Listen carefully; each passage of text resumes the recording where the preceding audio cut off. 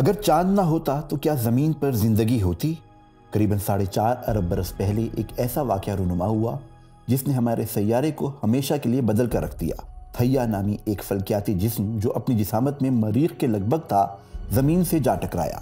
تھیا جزوی طور پر زمین میں دھس گیا اور اس تصادم کے نتیجے میں جو ملبہ بنا وہ خلا میں بکھر گیا۔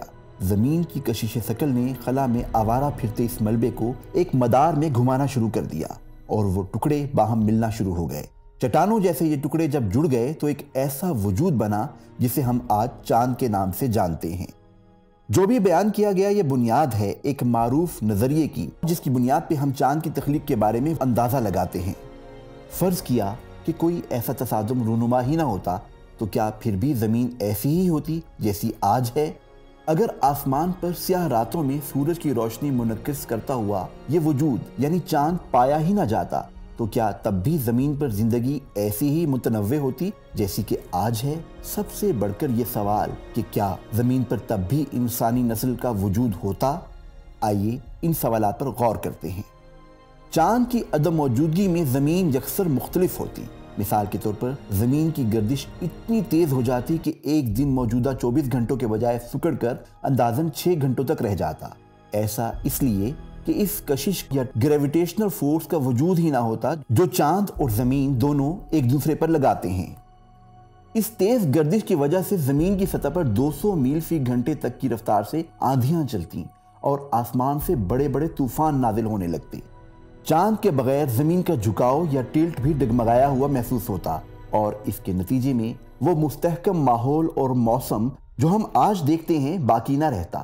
اس ڈگمگانے کے نتیجے میں ہزاروں برسوں میں کچھ غیر متوقع تبدیلیاں رونما ہوتی اور زمین کے کچھ علاقوں میں موسم کبھی شدید گرم اور کبھی برفانی ہو جایا کرتا۔ اسی طرح سمندروں کے مد و جزر بھی حیران کن حد تک کم ہو جاتے کیونکہ اب وہ چاند کے بجائے صرف سورج کی کشش سے بن رہے ہوتے۔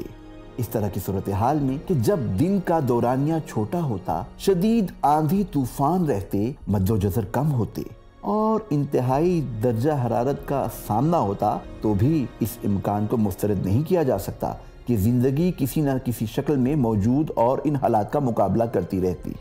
تاہم یہ زندگی لامحالہ اس سے کہیں مختلف ہوتی جو ہم آج دیکھتے ہیں۔ ارتقاء ایک طویل اور صبر آزما عمل ہے اور ماحول میں بظاہر معمولی سی تبدیلی بھی طویل مدت میں غیر معمولی اثرات مرتب کر سکتی ہے، یہاں تک کہ عجیب الخلقت یا ایلینز نما مخلوق بھی جنم لے سکتی ہے۔ بیکٹیریاز وغیرہ نئے حالات کے مطابق خود کو جلد ڈھالنے کی صلاحیت رکھتے ہیں۔ البتہ زندگی کی پیچیدہ شکلوں جس میں انسان بھی شامل ہیں کو ماحول میں رونما ہونے والی غیر معمولی تبدیلیوں کا مقابلہ کرنے میں مشکلات کا سامنا کرنا پڑتا کیونکہ ان کے پاس ارتقاء پذیر ہونے کے لیے وقت ناکافی ہوتا۔ تاہم اگر جانداروں کی پیچیدہ اقسام زمین کے ماحول میں اس نوعیت کی شدید حالات کا مقابلہ کرنے کے قابل ہو سکتی تو ارتقاء میں انہیں بالخصوص پست قامت جانوروں کو تقویت ملنے کا امکان ہوتا کیونکہ طویل القامت جاندار تیز رفتار آندھیوں کے مقابلے میں جلد ہمت ہار دیتے۔ مسلسل چلنے والی تیز آندھیوں کی بنا پر اس قدر شور ہوتا کہ گفتگو کرنا آسان نہ ہوتا اور ابلاغ کے لیے دوسرے طریقے استعمال میں لانے پڑتے، مثال کے طور پر اشاروں کی زبان یا جلد کا رنگ بدل کر۔ عین ممکن ہے کہ قدرت تیز آندھیوں کو نقل و حمل کے غرض سے کام میں لاتی اور کچھ چھوٹے جانداروں کی جسمانی ساخت ایسی ہوتی جو انہیں ہوا میں پرواز کرنے پر مدد دے سکتی۔ اسی طرح آندھی اور طوفانوں میں پودوں کو بھی اپنی بقا کی جنگ لڑنی پڑتی اور ضروری ہوتا کہ وہ پست قامت اور لمبی جڑوں والے ہوں تاکہ تیز ہوا انہیں اکھاڑ نہ سکے۔ تیز ہوا کی وجہ سے جانوروں سے بھرے ہوئے جنگل بھی دکھائی نہ دیتے اور یوں درختوں پر بسیرا کرنے والے جاندار بھی ناپید ہو جاتے۔ یہ سب تو خیر کچھ اندازے ہیں، ہم یقین سے نہیں کہہ سکتے کہ چاند کی عدم موجودگی میں زمین پر ممکنہ طور پر کیا صورتحال ہوتی۔